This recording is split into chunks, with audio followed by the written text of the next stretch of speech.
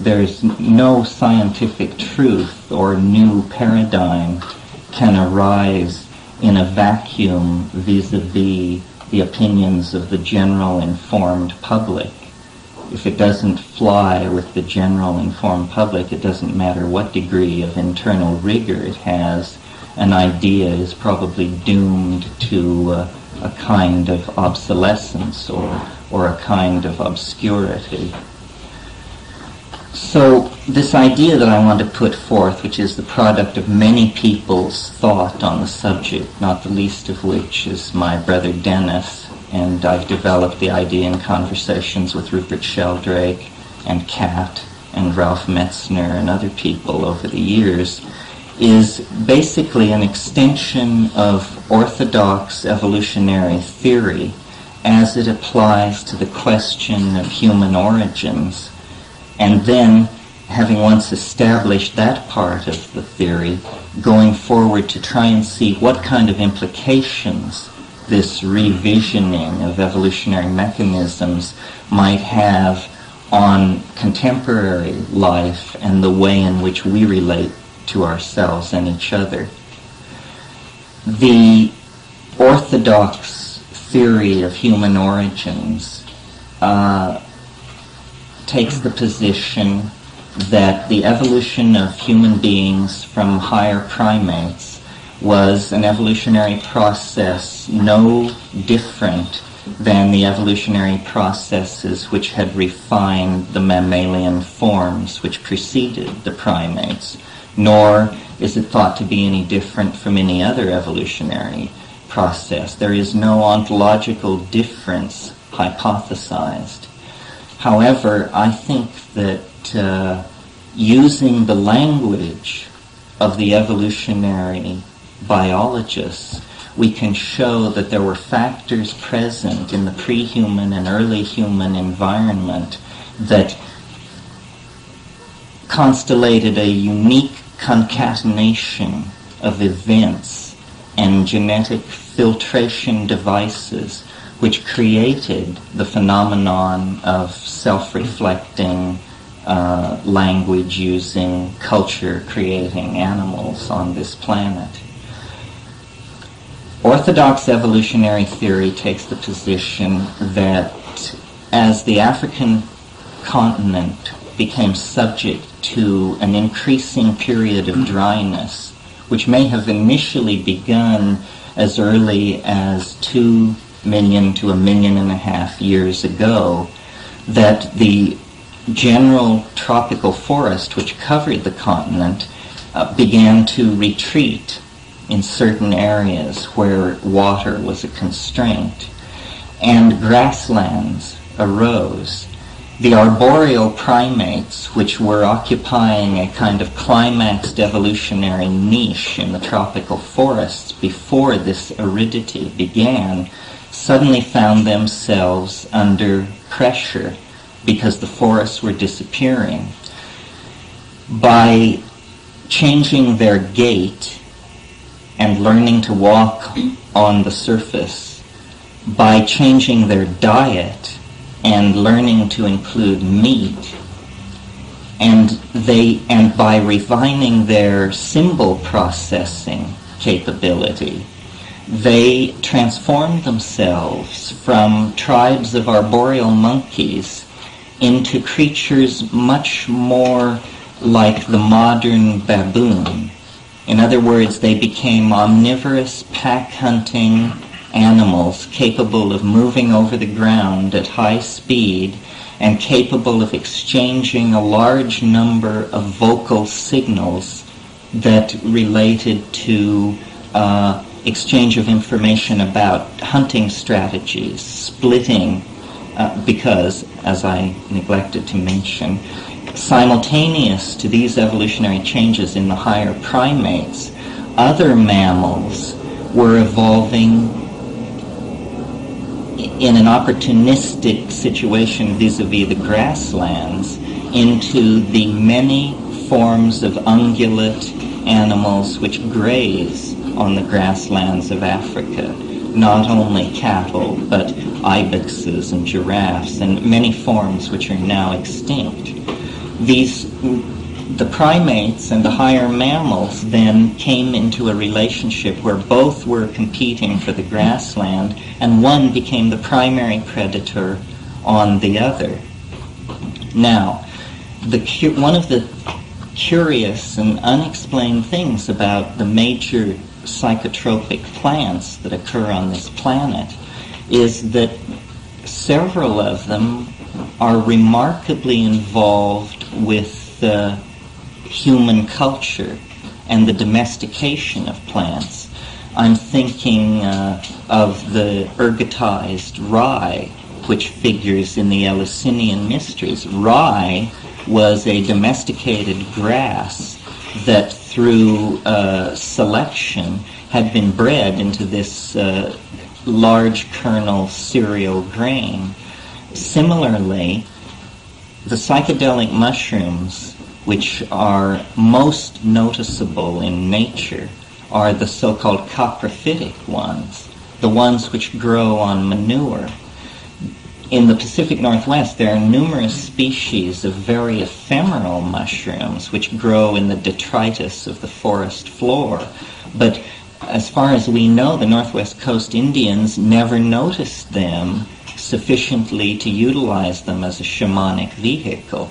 However, the coprophytic mushrooms are extremely noticeable in any environment, because here you have this golden or silvery or golden yellow anomalous object standing from 4 to 7 inches high in the grassland, and because it is coprophytic or manure-loving, they invariably aggregate in the droppings of these ungulate animals.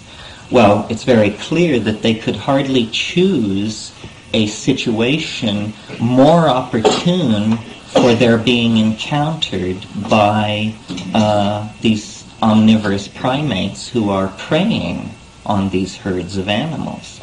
So that, and I should mention that it's assumed that there was considerable pressure on the availability of protein in this grassland situation. In other words, everybody was running hungry. And if you've ever seen films or actually observed the behavior of baboons in the wild, they pick things up and look at them, and they sniff the ground. And this is their main behavior pattern, is sniffing the ground and picking things up and looking at them and testing them to eat them.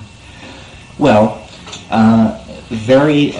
almost, I would say, coincident upon these factors all converging on the African veldt, the mushroom would then become included as part of this omnivoric diet of these primates. Now, I mentioned when I talked on the radio today this very important series of experiments by Roland Fisher, who is one of the great and really he isn't given the credit he deserves, one of the great researchers into altered states. He's retired now and lives on Mallorca. But he did a series of experiments which were a model of behaviorist rigor. He had an apparatus which had 2 parallel bars which could be deformed by rotating a crank, which would impart mechanical pressure to one of the bars so that it would be torqued, and slowly parallelism would be lost between these 2 bars. And he gave psilocybin in small amounts to hundreds of people and sat them down in front of this apparatus and told them to watch the situation with the 2 parallel bars and to press the buzzer when they felt that the 2 bars were no longer parallel. And he did it with hundreds and hundreds of controls. All of this work was done at the University of Maryland in the early 70s. And he showed,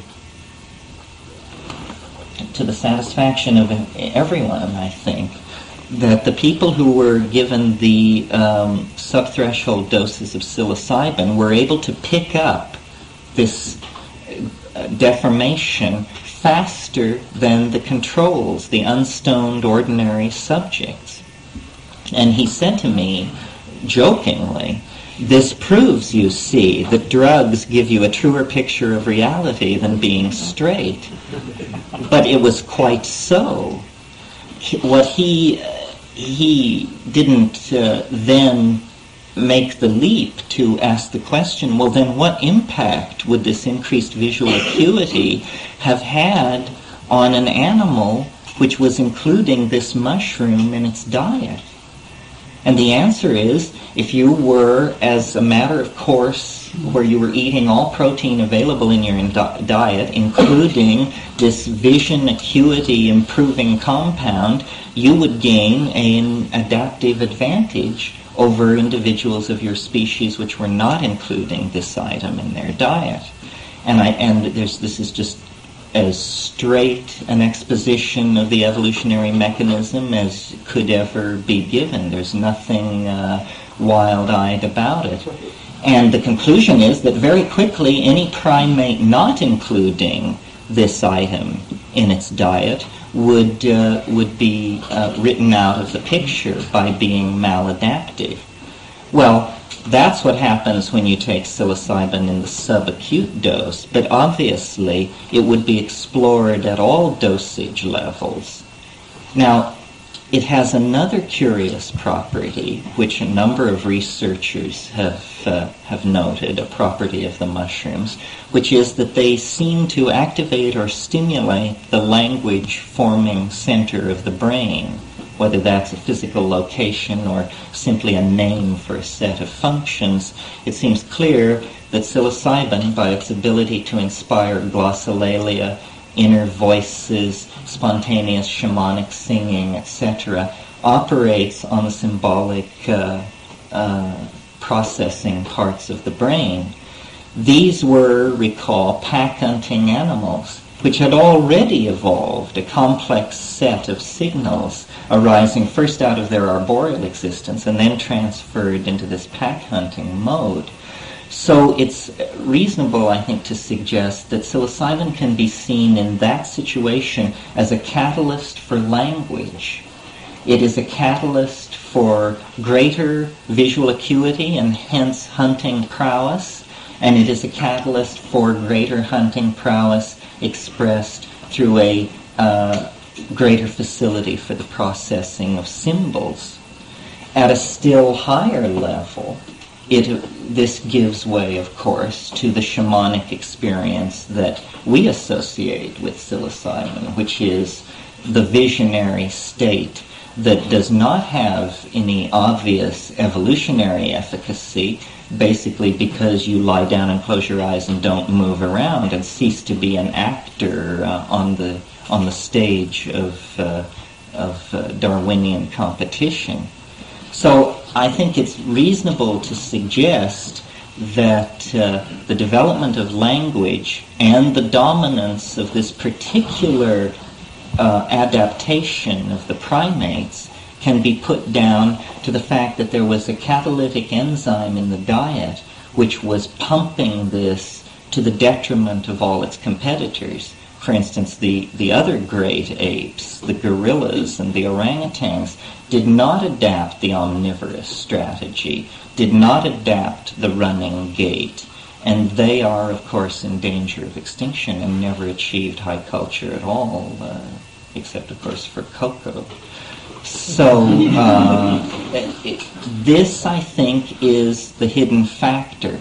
Now, this may not sound revolutionary, but ever since the notion of a human descent from a primate ancestor has been articulated, the search has been for the missing link in the form of a transitional skeleton which would show that there was no question that one had become the other. And while skeletons have come to light reflective of various stages in this process, it's still unsatisfying to the evolutionary anthropologist to try and explain the speed with which this process happened. The fact that in the last 30,000 to 50,000 years, the brain of human beings has evolved more than in the previous 3 million years. And so what I want to suggest to you and to the community of people who are concerned with the mechanics of human evolution, that what we need to be looking for is an exogenous catalyst to this sudden burst of primate development. And I think that it can be found in the presence of these psychoactive compounds in the food chain.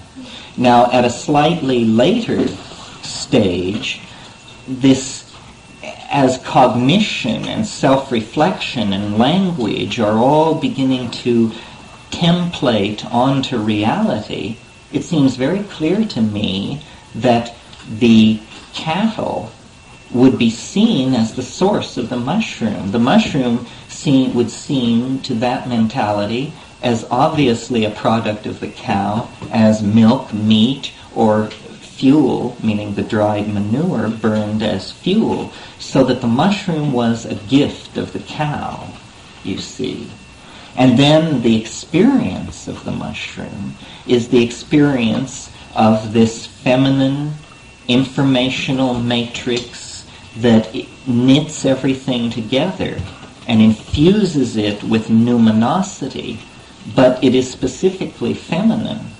So another implication of all this is that the goddess cattle religions of prehistoric Africa and the ancient Middle East are actually Trinitarian religions, of which the esoteric third member of the Trinity is a psychedelic compound, probably the psychedelic compounds contained in the mushroom. In the 19th century, in the first wave of comparative mythology, which was headed up by Fraser and that school, much energy was expended on the notion of the great vegetation goddess, and how this was seen to be evident in all the cults of the old world, the cults of Tammuz and Attis and Sibyl. These were all seen to be particularized historical expressions of the great vegetation goddess. I want to suggest that this vegetation goddess was not they make it out as a kind of generalized awareness of the fecundity of nature expressed in the bounty of vegetable nature, which I'm sure metaphorically it was that, but I think it's reasonable to suggest that it was focused quite tightly on this image of the mushroom. Now, the only previous foray into trying to inculcate mushrooms into early human origins is, as I'm sure you're aware, Gordon Wasson's effort to show that the the pre-Vedic sacrament soma was Amanita muscaria. Amanita muscaria is an intoxicating mushroom. It does not contain psilocybin. The spiritual worth of it seems closely bound to the cultural context. It seems very hard for people who have not been brought up in the tradition of Arctic shamanism to actually get a good connection with it. Nevertheless, Wasson wanted to suggest that it was Indo-Aryan people coming out of the Caspian Sea area and into Mesopotamia, carrying with them a mushroom cult that they then deified as Soma and then forgot in the Vedic centuries where they were establishing themselves in India.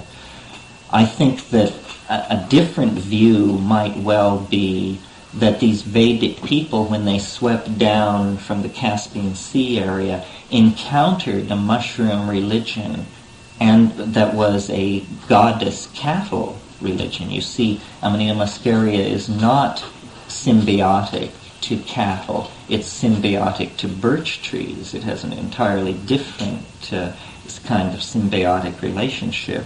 So that I want to suggest, based mostly on the fact that I think it's clear that psilocybin is the kind of chemical compound which could have worked the kinds of changes we're talking about, to suggest that psilocybin was the factor in the environment but that the story may be that these Aryan peoples had to accept the mushroom that they found the goddess people using and then carried that to India.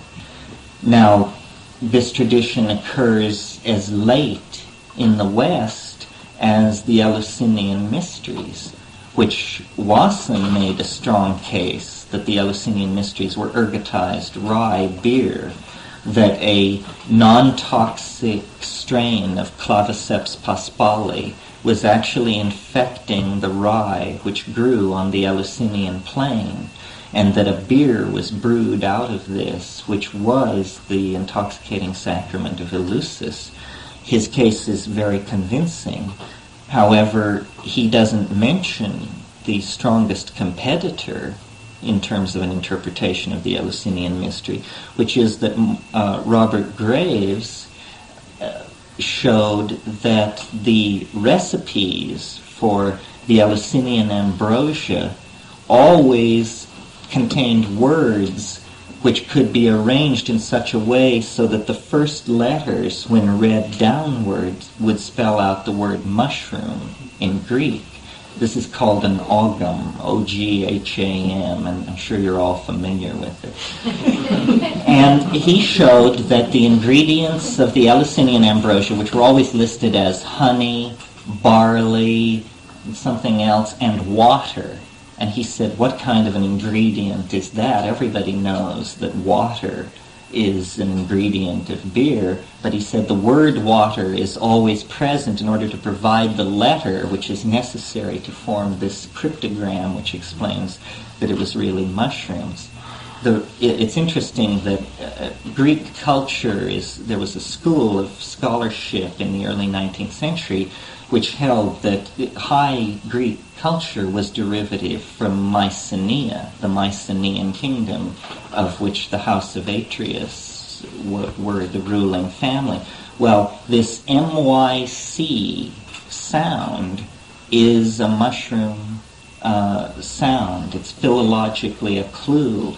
The island of Mykonos, if you look in a modern Greek dictionary, for the etymology of the island of Mykonos, you find that it is the island of the little bald-headed man.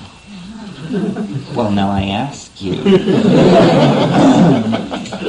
So Mykonos, Mycenae, these are words which clue us to the fact that very early, and the word mucus is also in there, and lays the basis for mycophobia in later languages. So what's so great about all this? Well, what's so great about it is, first of all, it provides a kind of mechanism for seeing how something as complex and self-reflecting as ourselves could emerge from the background of animal nature without a deus ex machina, without the hand of God intruding into nature. We see rather that it's simply a set of very sophisticated mechanisms of catalysis and filtration which promote certain things, a certain kind of binocular vision, certain kinds of information processing, and certain kinds of experiences which then language, you see, seeks to template.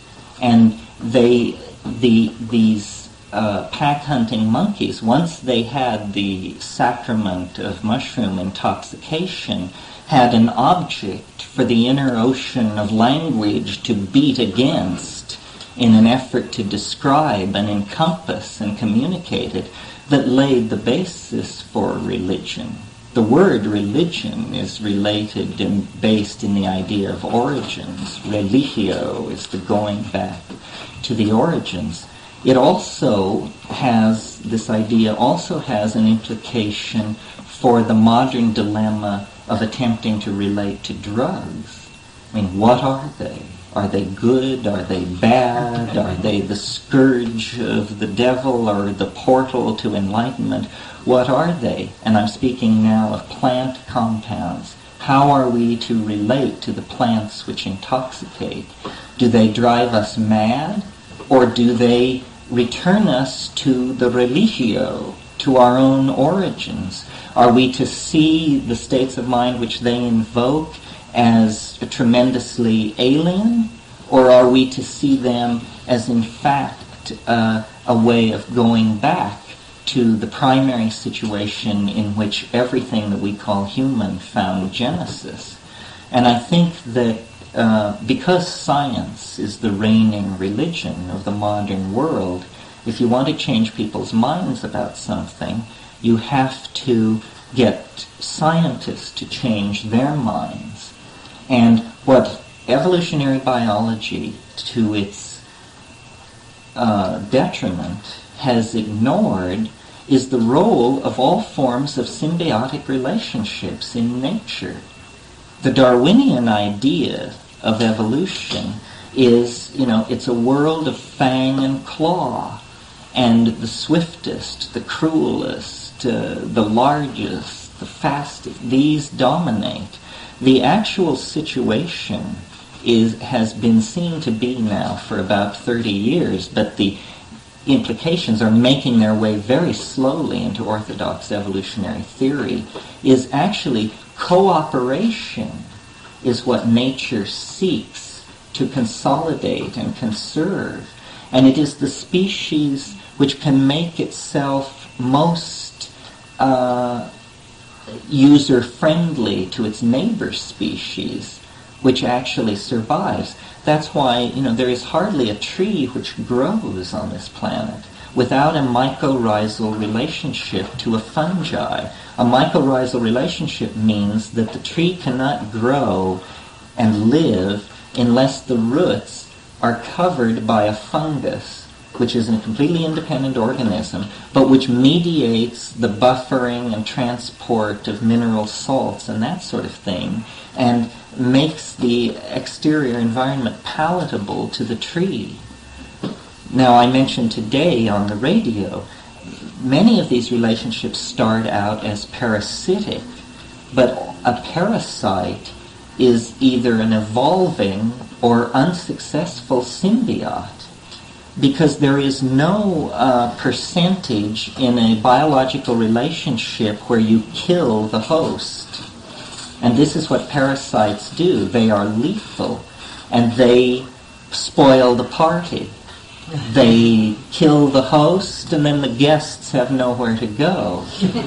And that's a crisis for host and guest, you see. But over time, these lethal parasitic relationships evolve into symbiotic relationships, where each party is contributing something to the well-being of every other party. And this is what happened in the situation with the mushroom, the human beings, and the cattle. The domestication of cattle ensured their survival. There are numerous ungulate animals that we can only see in museums, and it's because it was easier to kill them than to domesticate them, because they were either very wild and unruly or very large, and you do not herd mastodons. So that the cattle, by being taken into the human family, then there is a reciprocal relationship. Human beings are no longer under such pressure to hunt. There is availability of abundant protein. The genetic race of the cattle are preserved, and all this is mediated by a mushroom whose continued existence is dependent on the continued existence and numerical expansion of the population of cattle. So this is a relationship where everyone wins, and consequently it is preserved through time. We know that in shamanic tradition throughout the world, human beings are using plants to gain knowledge and to cure disease. What has escaped our attention because of our anthropocentric point of view is that the plants which confer these abilities on human beings are therefore made cultivars and taken out of the stream of evolutionary selection, and instead they become objects of culture and are cultivated. and are preserved and even hybridized, and they, in a sense, become a kind of episome on the human genetic heritage. This understanding about how nature works is what is absent in the modern world at the top of the pyramid, and is what is making everything so lethal. Because we see nature, we, I mean the corporate elites, the dominant political ideologies, see nature as an enemy. And this is why drugs are taboo. Because drugs are, these plant drugs, are an immersion in this symbiotic field of information. They are reaching out to this original situation, which is very unsettling. I mean, we build cities and we put a wall around them. The desacralizing of natural space is the process of cutting it into grids and erecting flat planar surfaces along those grids to cut out the influx of energy that is part of the natural world. Now, you know from listening to me go on this subject that I believe that this is all a plot of some sort. In other words, that it is no mere coincidence that this mushroom was there in those cow pies. But notice that it need not be a plot. It could simply be an extremely unlikely concatenation of events which leads to the production of self-reflecting, thinking human beings. However, the visual acuity, even the stimulation of the language center, these things do not address the informational content of the experience of the mushroom, which seems to be that of an other, an intellecty of some sort, which is either the overmind of the species or a very unusual kind of extraterrestrial organism which drifted in here millions and millions of years ago and has somehow inculcated itself into the environment, or it is like the world soul, that there is actually a controlling governor of the planetary ecology that can address a species coherently in its own language. This is not something which orthodox anthropology has to take account of, and certainly is not in a hurry to do so, because this challenges the most basic assumptions about what is possible. Nevertheless, I think, that as we peel away the onion of nature, things are going to get stranger and stranger and stranger to the limits of our ability to conceive it, almost. And that because of essentially Christianity, we have been, our connection to the origins, to the goddess and the planet, and what we as moderns call the unconscious, but that ocean of depersonalized information that you access with these plant hallucinogens. Because of Christianity, we have been cut off from this. Whatever Christianity was, it was a historical episode where the most patriarchal rap extant on the planet was suddenly pumped full of so much energy that everything else was just shoved to the walls. And the submergence, the giving up of the ego that is represented by the worship of the goddess in the orgiastic and intoxicating rites that reached back to prehistory, was suppressed very definitely in favor of structure and order and paternalism and these sorts of things. And strive as we might, this is the legacy upon which we must restructure our worldview. We can't do anything about the historical momentum that Christianity has imparted to our expectations.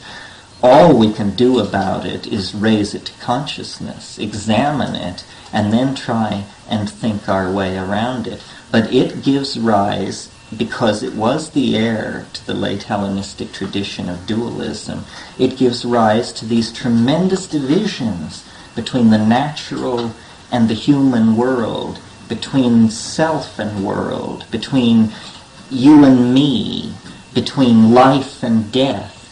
You see, it's a splitting apart, a conceptual syzygy. It's almost a linguistic strategy of conceptual syzygy, which leaves you no room to touch your origins. This lore, this understanding of human-plant interactions is slipping through our fingers at a tremendous rate. The last time I was in the Amazon, I can't even remember, I guess it was 83 or 87 something. Anyway, we were on the track of a orally active DMT drug called ukuhe, and it had only been used by 2 tribes of Indians, and it was way up this river. And we got there at the point where we could find people who said, I think I know what you're talking about, and I saw, as a child, I saw my father prepare this thing, but I have never done it myself, but I will attempt it for you. In other words, we were either too late or almost too late. And this situation is repeated over and over again. And it's not only hallucinogens, believe me. Drugs of medicinal worth in all kinds of areas, antibiotics, antidepressants, drugs which control malaria, drugs which control intestinal parasites and knit bones, and all of these things are in danger of being lost because the cultures are being so spectacularly disrupted by consumer capitalism. No one is taking care to preserve this folkloric medical information and the physical plants which it addresses. We can never return to the state of primal innocence that prevailed on this planet 10,000 years ago. The best we can hope for is to cover our tracks and turn the planet into a garden and build machines which will pull all the plastic and metal and glass out of the soil and restore, conserve, and treasure. And this applies to the folk knowledge of these Aboriginal and pre-literate people who, as we penetrate the implications of the psychedelic experience, will be seen to be, in some areas, in advance of us in their mapping of what all this means. We are not the most advanced culture on the planet. We are merely the most silicone technology advanced culture on the planet, but there's a great deal that we have to learn. However, we are the most destructive and corrosive culture on the planet. It is we who are destroying the Witoto and the Aguaruna Hivaro and the Kikuyu and all of these coherent human traditions that existed in equilibrium for 20, 30, 50,000 years until the advent of colonial imperialism a couple of hundred years ago. So I always try to argue from these extreme, people say I'm an escapist or that it's fluff, you can say anything. But really my goal is to change people's minds and to show that the real situation supports the notion that we should change our minds, that we should revision these things, and that we should try to come to grips with all of the opportunities and all of the resources that humanity has amassed in its journey from the trees to the starship. Leary and the whole episode in the 1960s proved it can't succeed if it's waged as a mass movement. It's a hell of a party, but it doesn't in the end. You have to get science. You have to subvert it in some way. I assume the front door is locked. You have to subvert science in some way. And I have studied science from the point of view of a man with a catapult searching the walls of a great keep for its point of weakness. And I think, dear friends, that psychology is the place to put the pressure on. You see, around the turn of the century, science was really erecting its tent, and you had the phrenologists. Those were the people who felt the bumps on your head and said whether you had criminal tendencies or not. You had palmistry. You had a number of the homeopathy is a good example. You had a number, and psychology. Psychologists were called alienists in the pre-Freudian period. And all of these theories about human types were in furious competition to get themselves declared as science because they sensed that otherwise you were reduced to quackery. Well, the phrenologists couldn't bring it off.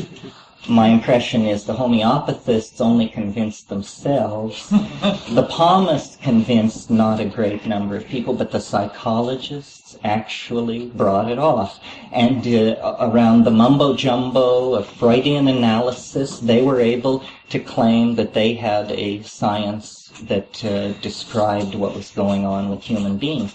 The truth is, I believe, that psychology, though well-meaning, I mean, I don't cast aspersions on their intentions, but I think its effectiveness is close to zero. It depends entirely on the personality of the therapist. Reichian, Freudian, Jungian, you name it. 30% get better, 30% get worse, and 30% stay the same. What this means is that the theories are no good. It's just the people are either good, bad, or indifferent. 1 in 3, you see. So psychology needs tools. Psychology needs ways into the psyche beyond what it has previously had available. And I think most psychologists, psychiatrists who've thought about this understand that drugs are the way to do it.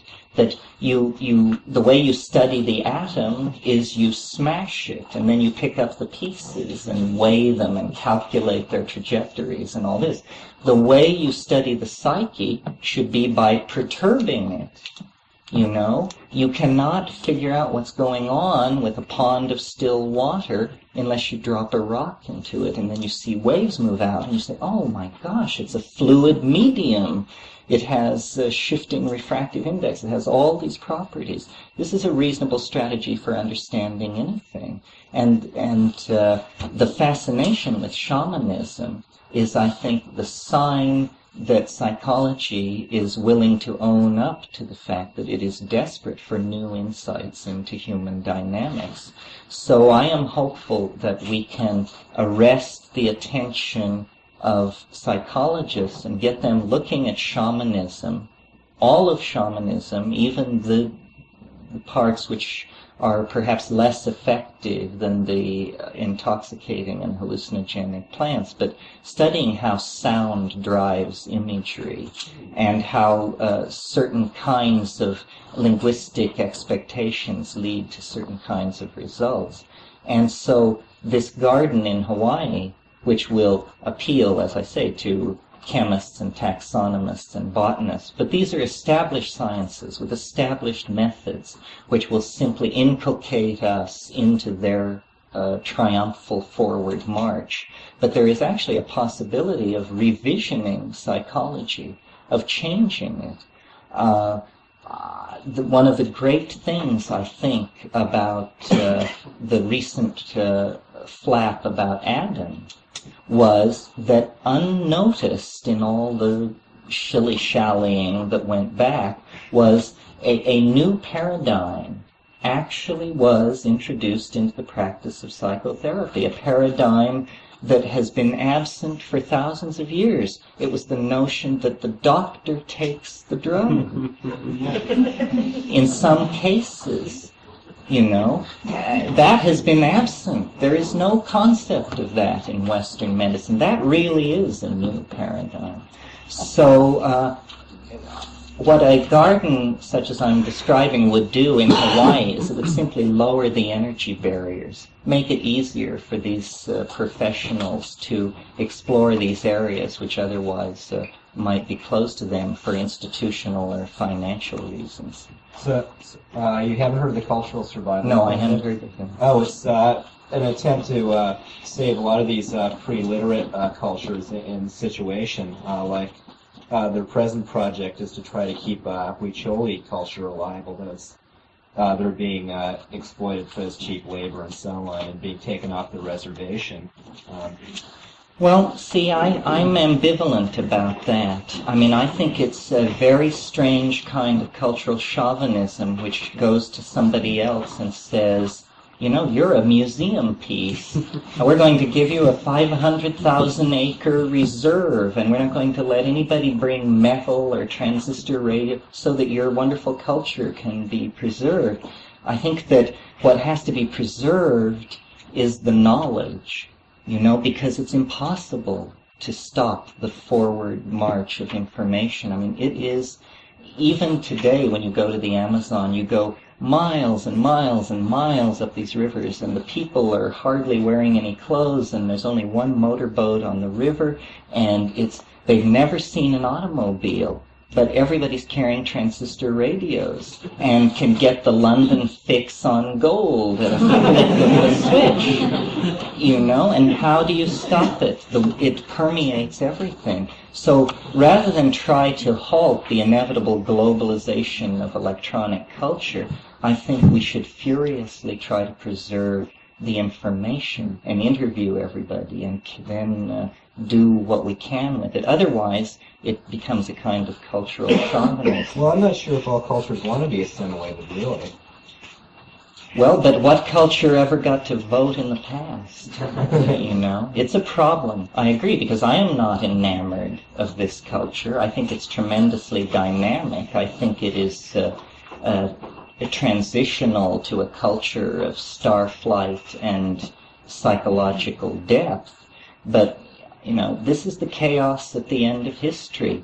This is the accumulation of 10,000 years of muddling through with progressively, we are deep in the woods at this point. And the proof of that is the fact that our religion, which is science, has bequeathed to us our arsenal of hydrogen weapons. I mean, our religion has betrayed us into the valley of dry bones that T.S. Eliot anticipated in The Wasteland. The well has gone dry. And what we do about this, I'm not sure. But I have said, sitting in this chair, that what the 20th century is about is an effort to recover our origins. That in the same way that the Renaissance steadied itself in the face of the inevitability of modern times was by harking back to Greek and Rome and translating Plato and the dramatists and trying to realize the ideals of Greek aesthetics and Roman law. What we are trying to do in the 20th century is realize the meaning of because our culture crisis is so much deeper, where we are casting back to is 20, 30,000 years into the past. This is why Freud and Auschwitz and modern art and rock and roll and sexual permissiveness and drug taking and all of these things, we are trying to understand and culturally revivify in a modern context that time of origins. And it's real rocky. We don't know how all this is going to come out because there's so much we don't know about the constraints on the situation. Yeah. I wonder if you know, or anyone here may know, what Larry and Lily refer to as vitamin K. Is that a common plant or something? No, that's an entirely synthetic compound that is an anesthetic in ordinary medical usage, but that in sub-anesthetic doses is a mind-altering drug. I'm not sure I would call it a psychedelic, but, one man's psychedelic is another man's... Do you know what it is, or what? It's ketamine. I mean, ketamine, it's related to PCP, it's an anesthetic. Oh, they take that? Different strokes for different folks. Yeah. Terence, without trivializing it, it sounds to me what you've got is a real good candidate for the Big Black thing in 2001. But one problem I have, though, is that, as you said, you're taking off from orthodox evolutionary biology. And I may be wrong about this, but one of my impressions of that viewpoint is, one of the assumptions of that viewpoint, is a denial of the phenomenon of consciousness in non-human species. So I'm not sure how your theory would relate to, for example, dolphin intelligence or speculating free consciousness or any things along those lines. Well, now let's see if I understand you right. Consciousness is a very difficult thing to recognize. And dolphin consciousness, tree consciousness, these things are for dolphins and trees. It's very, very hard to bridge the gap between the species. I mean, I think the task of finding the extraterrestrial is not so much, it's a task of recognizing it when you find it, I'm not suggesting that it's necessary that the mushroom be an extraterrestrial intelligence for all of this to have happened. If psilocybin only increases visual acuity, it could have given sufficient dominance to this pack-hunting primate adaptation as opposed to the root-eating gorilla-type adaptation to give it dominance. And then I think a plus for the theory and the kicker is this weird thing which it does to language, and the fact that another pressure on developing language is this pack-hunting lifestyle. So, to my mind, it all falls together so neatly that it has a certain kind of logical momentum. But you're very right, and it's important when talking about evolution to remember that the cardinal dictum of Darwinian mechanics is that there is no teleology. That means evolution is not moving toward something. All notion of purpose has to be given up. It isn't that things evolve or move toward higher forms. It's just that things complexify. And this complexification gives rise to what we define as higher forms. No, the voice of the mushroom, the question of the mushroom as an intellechy grows, to my mind, murkier every day. I mean, I used to firmly believe it was simply an extraterrestrial and that we were going to have to come to terms with the fact that in the ecology of this planet there was another minded species, but that it was just so different from us that the task was to cognize it, and that it in fact had probably been intelligent and on this planet longer than we had. And then I was willing at one time to entertain a sort of Jungian, it's the oversoul, the collective unconscious, or personified as a psychopompic archetype which teaches. But this is like conjuring. This doesn't explain anything. This is just some kind of stream of gobbledygook. I mean, Jung talks about autonomous psychic complexes which have escaped the control of the ego. That's what he means. He means an elf, you see. But when you call it an autonomous psychic complex, then it somehow of course, how pedestrian. And it's not pedestrian at all. Well, I was being playful with the 2001 reference, but the actual question is that dolphins, as an example, in my view, have demonstrable intelligence and have something approaching culture. Do you think they had their own mushroom, or No, or do you think I that's not, or think is that in fact that, not necessary to the development of that type of intelligence? No, I don't think it is necessary. First of all, I'm not sure they're intelligent. If they are, there's ample spans of time. I mean, they were land animals, and then they went back to the sea, and it's really hard to realize how much time there has been for these changes to go on. As to culture, culture is sort of a shock wave which follows behind language. Language or culture is fossilized language. And one of the reasons that I think these psychedelic compounds still are important is because they catalyze the evolution of language. And that very directly issues into a catalysis of culture. I see the whole world we're living in as basically the legacy of LSD. What it did to language in the 1960s is now visible as culture in the 1980s. You see, we don't realize that when you don't have language, you have instead reality. And that when you take a piece of reality and put a word to it, this is like a process of fossilization.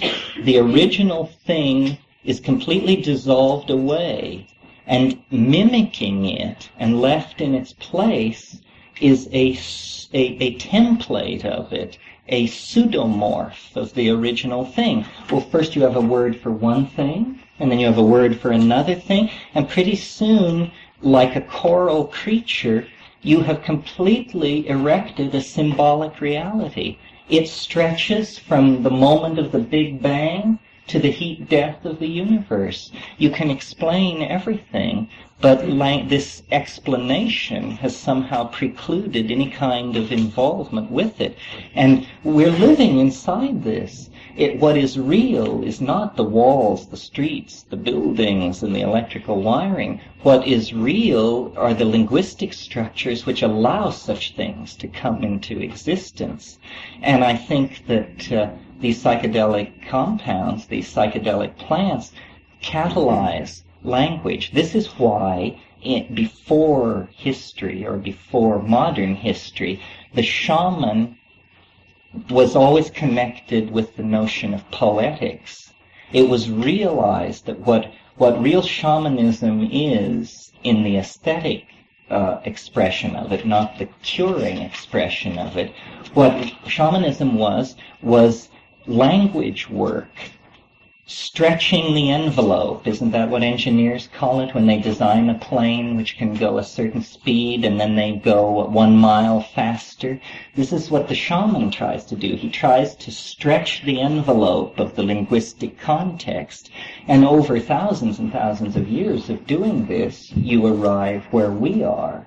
You know, we have the legacy. And science is certainly an expression of the shamanic thing. I mean, the dreams of the alchemists of the 16th century have been entirely realized in the technical accomplishments of the 20th century. I mean, we do convert base metals to gold. We do create diamonds out of ashes and all of these things. But it turns out it wasn't the literalizing of these things that was so illuminating and inspiring to our humanness. It was the creation of the linguistic models. Then it became trivial when someone actually did it. That's like a misunderstanding, you know. One more short one. What's the time frame on this? There's a couple, 3 million years between the first upright walking bands and the right. You have the cattle. original aridity 3 million years ago, and then you have the growth of the grasslands. Really, you don't have a lot happening until 10,000 years ago.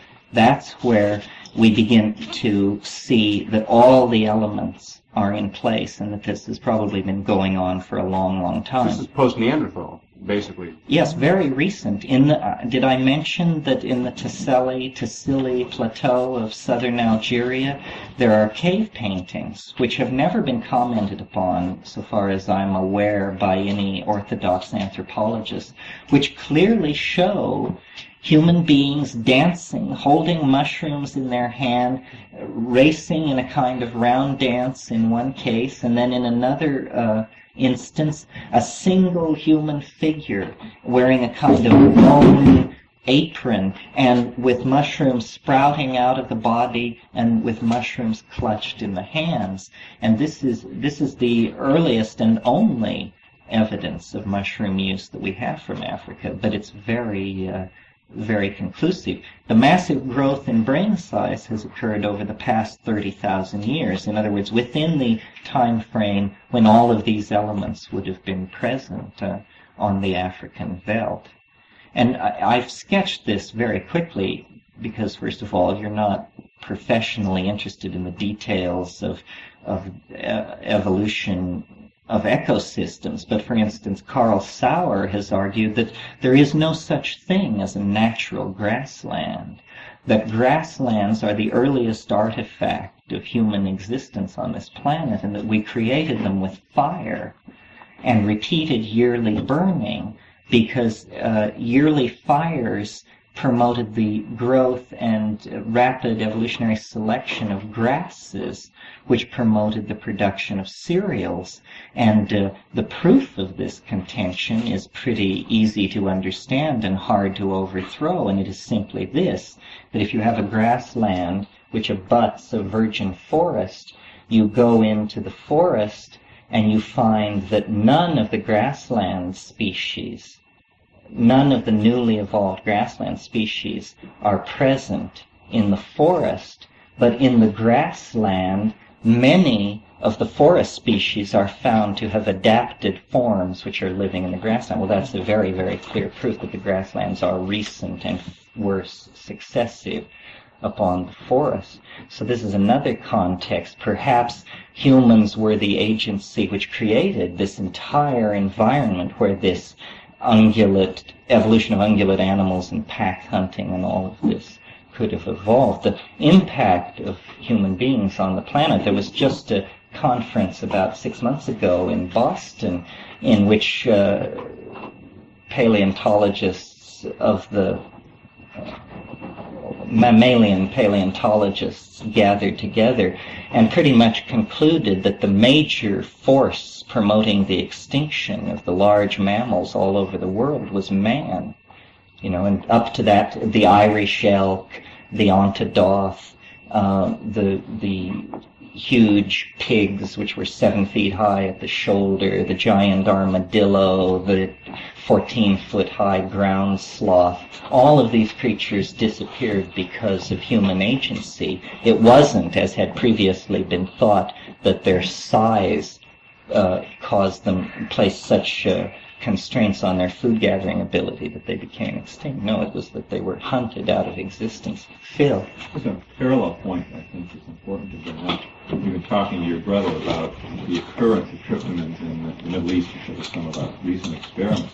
And one thing I think that should be added is throughout the Middle East there are tryptamine-containing plants and beta-carbolin-containing plants. The beta-carbolin-containing plants would make the visions much more stronger of any mushroom or the tryptamines, and that these are found in ancient agricultural sites and found in folk medicine. In fact, I was unaware that there were tryptamine-containing plants in the Middle East until I talked to your brother. Yes, I simplified the story and I concentrated on Africa because Africa is thought to be the point of origin where all this hominoid speciation went on. But you're correct, there could be other plants which could synergize this, or in the New World you have a completely different situation where different plants, Banisteriopsis caapi, or morning glories, or peyote, or the other psilocybin-containing mushrooms, would have worked the same kinds of effects on culture, but you don't have quite the coincidence of events or of factors necessary for the kind of scenario I've sketched out. You need the grasslands, you need the pack hunting style of life, and And these other psychedelic plants are not subject to being associated with the domestication situation. For instance, Banisteriopsis caupi is a rare wild woody vine, and the admixture plants are similar. Only in the case of the ergot, well, no, there are three cases: the ergot, the coprophytic mushrooms, and then, of course, hemp is another one. I mean, there's no telling how long hemp, cannabis, has been under domestication, because we find hempen mats that are, 45,000 years old. It was being twisted into skeins, and the seeds are found in fire pits. So, again, this is an example of one of these things being brought in. Yeah. Somebody back there? Yes. Yeah, regarding hallucinogens and how people have used them, to me there's a difference between a hallucinogen stimulating something in the brain and the brain actually evolving, and it's stimulating something in people that is manifested through the culture. And I wonder if in the last 20 years or so, since at least a few million people have started taking hallucinogens, any real evidence has come out that there is measurable increase in intelligence or any other skills besides this visual acuity in human beings who have taken a number of hallucinogens or mind-altering drugs.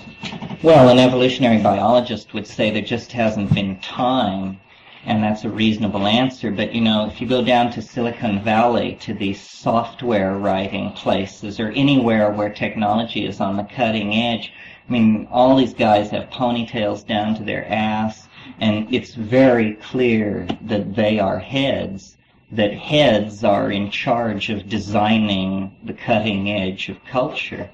And I don't know whether that means there's been an evolution in intelligence or not, but you've got to take seriously, and it's too bad that it wasn't taken seriously, the notion that what these things do is they are consciousness expanding compounds.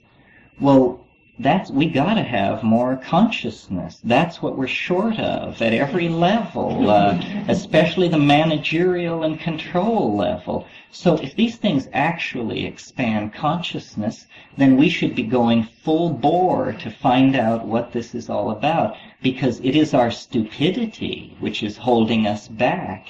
We are amazingly lumpen, and humanity is just unbelievably perversely locked in closed loops of behavior patterns and self-deception and all of this. And in fact, where you have an outbreak of mass psychedelia, such as LSD, there you get people abandoning fixed behavior patterns, and the stockbroker sells his house and this sort of thing. They decondition. And this is a precondition for consciousness.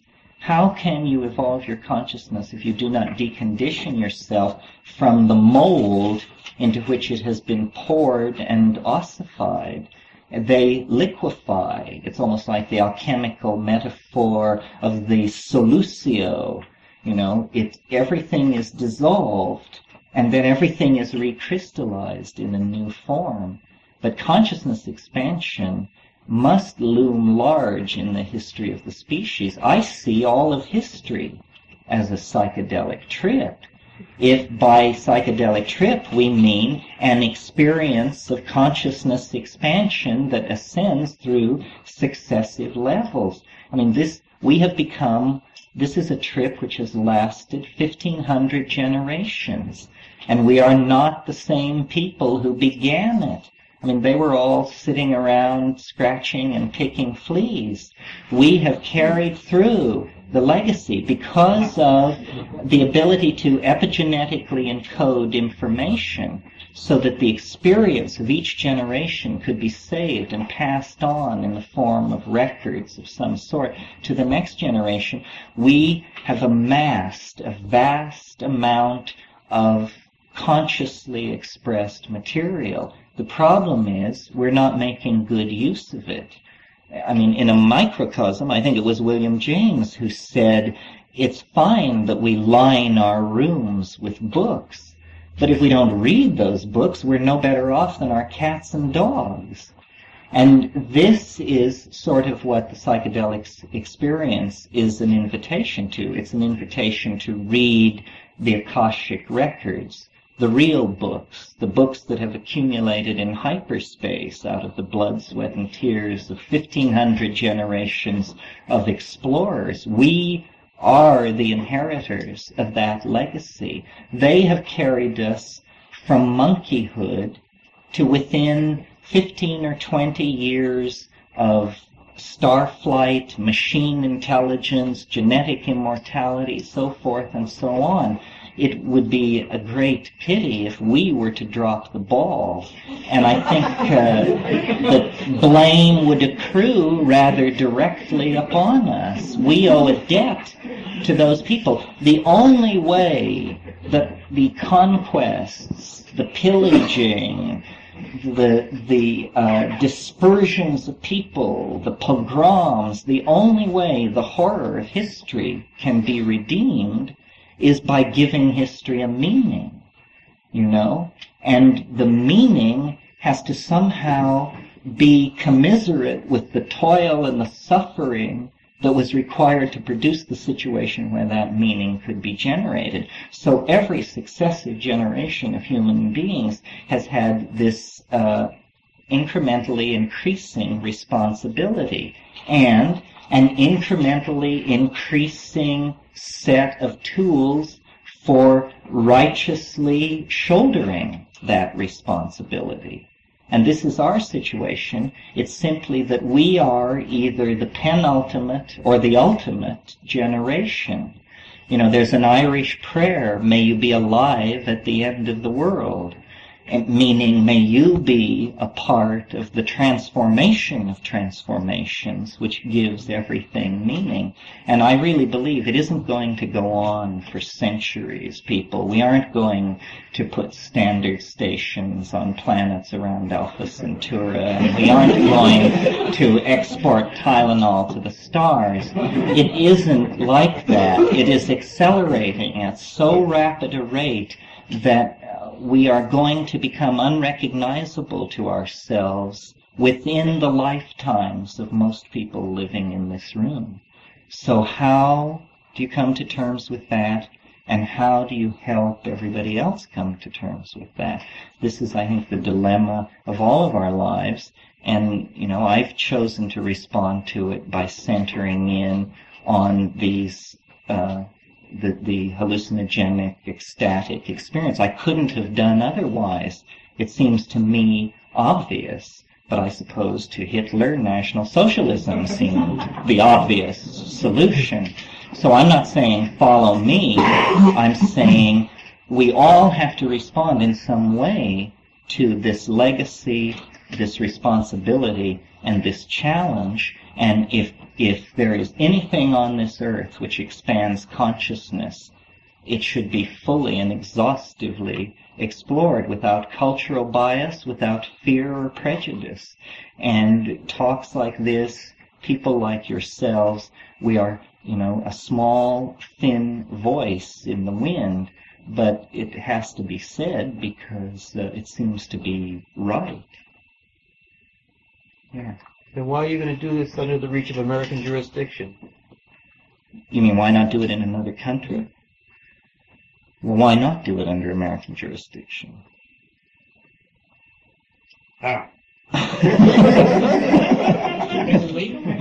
Well, yes, I mean, we're not discussing anything illegal, are we? What are we discussing?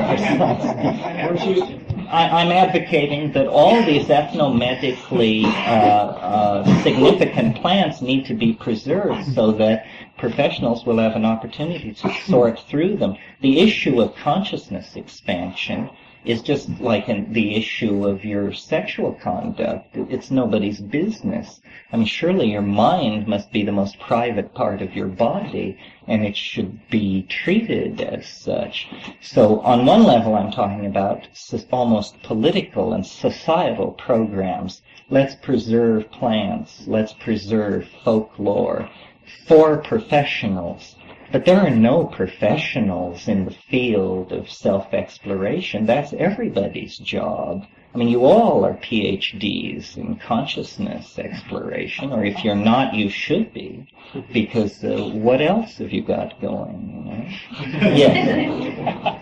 I was concerned myself about the legality of keeping your garden or distributing its products. Are you going to differentiate between mushrooms that are not legal to have or give or sell? Or Yes, no, I'm not really. We wrote a book years ago on the cultivation of mushrooms, and I consider that work pretty much finished.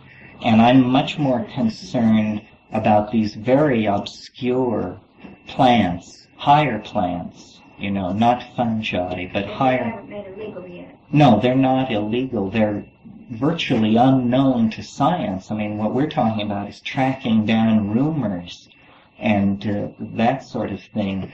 No, it's not necessary to break any laws to explore the fringes of psychobotany. Laws only are passed against drugs in response to epidemic outbreaks of usage. The compounds I'm interested in are totally unavailable and no one's ever heard of them anyway. And that's where the interest lies. I mean, I certainly wish that it were legally possible for professionals to do research on the effects of all psychedelic drugs in the context of medical research. But apparently this is not to be. And so this is then a different approach, saying, okay, we are not asking that something which is illegal be declared legal, or that something which is illegal be exceptions be made for researchers. I think this is fruitless. I think the Adam thing proved that. I mean, I think Adam was extremely efficacious for therapy. I think the case for its use in therapy was brilliantly made. I think the people who made the case were extremely sincere. And I think that they just got kicked all over the board because they didn't realize that sincerity doesn't count, and it's not about making a reasonable case to reasonable people. You're going up against a much more draconian kind of thing. So no, I'm advocating an exploration of the botanical and ethnomedical fringes, and it doesn't involve any kind of legal issues at all in the present context. It's perfectly reasonable to go forward, and I think this is the way to do it, you know. Any other points?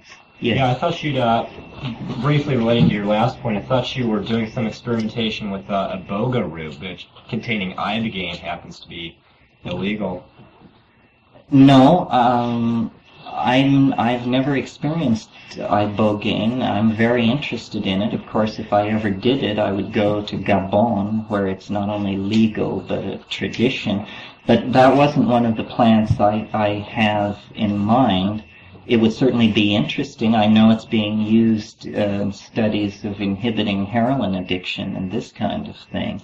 But there are a number. My focus of interest over the years has been the Amazon basin, and I think that that's probably where the focus will be, just sort of by default. Yes, one of the interesting things, when Watson tried to show that soma was Amanita muscaria, he ignored this very rich set of associations that Hindus have to cattle.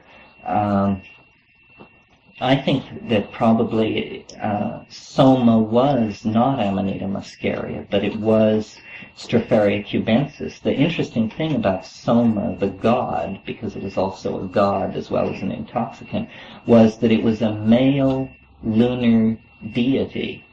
And throughout the world, the moon is almost universally associated with the feminine.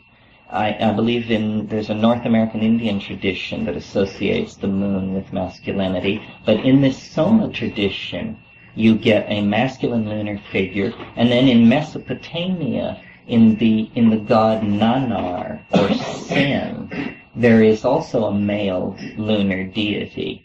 He is the lunar goddess Sibyl is actually his daughter. He represents an earlier stratum of mythological material. So yes, one of the unsolved mysteries of ethnomedicine, which if anybody's looking for a project, is to go to India and try and find out exactly what the status of mushrooms is in India now and in prehistory. Hinduism was reformed quite radically a few centuries ago by the introduction of the Mahabharata. The Mahabharata specifically forbids eating mushrooms to high caste Brahmins. There is, in other words, a mycophobia there. And one of the puzzles of Watson's theory of Soma, or anybody's theory of Soma for that matter, is if it was so wonderful, and when you read the ninth mandala of the Rig Veda, it is clearly wonderful. If it was so wonderful, then how could they have ever lost it? And I think the answer is probably it occurred through a series of stages. Originally, it was the orgiastic intoxicant of a general tribal group. Then, over time, it became the secret property of a priest class, and knowledge of it was much more restricted. And then there was a popular rebellion against the priestly hierarchy, and the priests and everything associated with them was swept away, and the mushroom went with it. This is the only scenario I can imagine where a psychedelic drug could actually be lost to a culture, other than massive disruption in contact with another culture. But it's very interesting. There are Aboriginal people in India, people not of the Indo-Aryan stock, or even of the Dravidian stock, but tribal people in Orissa and Bengal called the Santal. And they have, unlike the Orthodox Hindus, they have a tremendously rich mushroom vocabulary. They have hundreds of words for mushrooms. They recognize 50 species with common names. They eat 12 species. They are, in other words, they appear to represent a mycophilic culture that was extant in India before the Indo-Aryan invasions, and their relationship to psychedelic mushrooms has never been fully explored. They have a very interesting language where everything is designated male or female. Everything is given this designation except one thing in the entire universe, and it happens to be a mushroom.